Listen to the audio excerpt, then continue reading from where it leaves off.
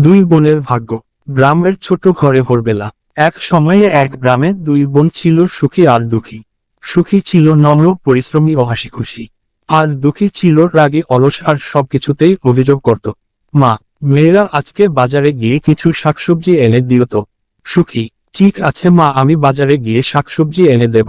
দুঃখী বিরক্ত হয়ে, উফ, আর পারি না, এত সকালে যাওয়া লাগে নাকি? তুমি যাও সুখী, আমি যেতে পারবো না। বাজারের পথে সুখী একা একা হাঁটছে। রাস্তার ধারে হঠাৎ দেখে এক বৃদ্ধা পড়ে আছে। সুখী, দাদি, আপনি ঠিক আছেন তো? উঠুন, আমি আপনাকে পানি দেই। বৃদ্ধা দুঃখ ভরা কণ্ঠে, আমার বাবা মা কেউ নেই মা, একটু পানি আর একটু সাহায্য পেলে আমি চলতে পারবো। সুখী বৃদ্ধাকে পানি দেয়, হাত ধরে বসায়। বৃদ্ধা, তুমি অনেক ভালো মেয়ে, এজন্য তোমাকে একটা আশীর্বাদ দিচ্ছি আমি। বৃদ্ধা সুখীকে একটি ছোট স্বচ্ছ কাচের বাক্স দেন। বৃদ্ধা, এটা বাড়িতে গিয়ে খুলবে, কিন্তু বেশি লোভ করবে না। যা প্রয়োজন শুধু তাই চাইবে, বুঝেছ? আশ্চর্য উপহার। সুখী বাড়ি ফিরে বাক্স খুলে দেখে ভেতরে একটি ছোট নীল জ্যোতির মতো দানা। সুখী আশ্চর্যে, ও মা, এটা কি? এটা দিয়ে এখন আমি কি করব? কিছুই তো বুঝতে পারছি না। হঠাৎ দানা জ্বলে ওঠে। জ্যোতি দানা, আমি জাদুর দানা, তুমি যত্ন নিলে তোমার যে কোনো প্রয়োজন পূরণ করে দেব আমি। সুখী ছোট একটি প্রার্থনা করে।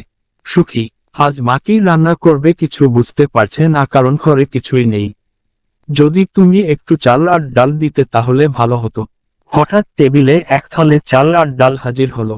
সুখীর মা এসে, এটা কই থেকে এলো? এখানে তো কিছুই ছিল না। সুখী সব ঘটনা খুলে বলে। মা, আমি বাজারে যাইতে সময় দেখা হয় এক বৃদ্ধা দাদির সাথে। ওই দাদি আমাকে একটা থলে দেয়, ওই থলের ভিতরে নীল রঙের পাথর ছিল, ওখান থেকেই এসব হয়েছে। দুঃখীর হিংসা ও লোভ। দুঃখী সব শুনে রেগে যায়। দুঃখী বলে, সুখী, তোর ভাগ্য ভালো, আমার জন্য কিছু একটা করে দেনা বোন। সুখী মনে মনে ভাবে, দাদি বলেছিলেন বেশি লোভ না করতে, যদি বেশি লোভ করি তাহলে সমস্যা হতে পারে। দুঃখী রাগ হয়ে, আমি নিজেই গিয়ে দাদির কাছে চাইব, তোমাকে আমার জন্য কিছু করতে হবে না। দুঃখীর ভুল ব্যবহার। দুঃখী বৃদ্ধাকে খুঁজতে খুঁজতে পেয়ে যায়। দুঃখী রেগে, দাদি, আমাকে ওই জাদুর বাক্স দিন, আমি সুখীর চেয়ে বেশি কষ্টে আছি। বৃদ্ধা শান্ত হবে। মা, উপহার আচরণ দেখে দেওয়া হয়। তুমি যদি নম্র ও ভদ্র হও তাহলে তুমিও পাবে। দুঃখী রাগ করে চলে যায়। লোভের পরিণতি। হঠাৎ দুঃখী রাস্তায় একটি অদ্ভুত কালো পাথর পড়ে আছে দেখতে পায়। দুঃখী ভাবে এটা জাদুরি পাথর হবে। বাড়ি ফিরে দুঃখী চিৎকার করে বলে, আমার সোনা চাই, গয়না চাই, সব চাই আমার, সব দেও আমায়।